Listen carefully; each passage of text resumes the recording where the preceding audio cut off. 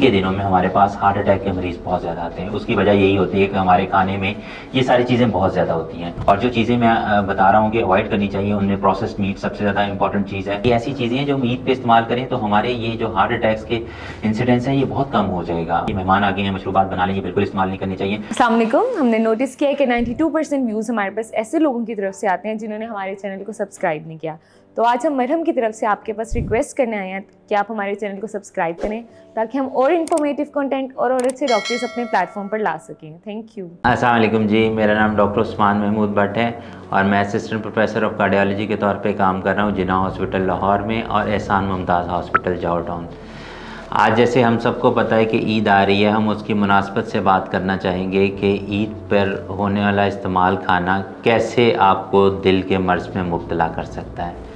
जो हम ईद पे ख़ास तौर पे चीज़ें इस्तेमाल करती हैं वो सब चीज़ें जो होती हैं उनमें शुगर कंटेंट बहुत ज़्यादा होता है, उसमें कोलेस्ट्रॉल का लेवल और साल्ट का लेवल बहुत ज़्यादा होता है। ये सारी चीज़ें क्या करती हैं, आपके ट्राइग्लिसराइड कोलेस्ट्रॉल के लेवल्स को बढ़ा देती हैं, आपका ब्लड प्रेशर शूट कर जाता है और सबसे बड़ी बात यह है आपको हार्ट अटैक। हमने ये देखा है कि ईद के दिनों में हमारे पास हार्ट अटैक के मरीज़ बहुत ज़्यादा आते हैं। उसकी वजह यही होती है कि हमारे खाने में ये सारी चीज़ें बहुत ज़्यादा होती हैं।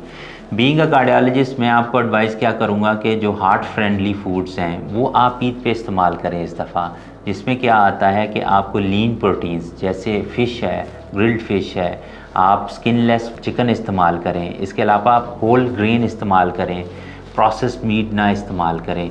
आप इसके अलावा फ्रूट्स एंड वेजिटेबल्स लें और नट्स इस्तेमाल करें। ये ऐसी चीज़ें हैं जो हम ईद पे इस्तेमाल करें तो हमारे ये जो हार्ट अटैक्स के इंसिडेंट्स हैं ये बहुत कम हो जाएगा और हमें इमरजेंसी की तरफ रश नहीं करना पड़ेगा। और जो चीज़ें मैं बता रहा हूँ कि अवॉइड करनी चाहिए, उनमें प्रोसेस्ड मीट सबसे ज़्यादा इंपॉर्टेंट चीज़ है, वो हमें बिल्कुल इस्तेमाल नहीं करना चाहिए। एक्सेसिव इंटेक ऑफ बेवरेजेस, ये जो हम मशरूबात ईद पे इस्तेमाल करते हैं कि जी मेहमान आ गए हैं मशरूबात बना लें, ये बिल्कुल इस्तेमाल नहीं करनी चाहिए। और हर चीज़ में सॉल्ट का इत्तेदाल होना चाहिए। और अगर हमें इन मामला से गुज़र रहे हैं जैसे हाई ब्लड प्रेशर और हाई कोलेस्ट्रॉल के ज़रिए से, तो हमें ईद पे क्या करना चाहिए, हमें इन सारी चीज़ों का इस्तेमाल कम से कम और फ़िज़िकल एक्टिविटी को बढ़ाना चाहिए, ज़्यादा से ज़्यादा वॉक करनी चाहिए।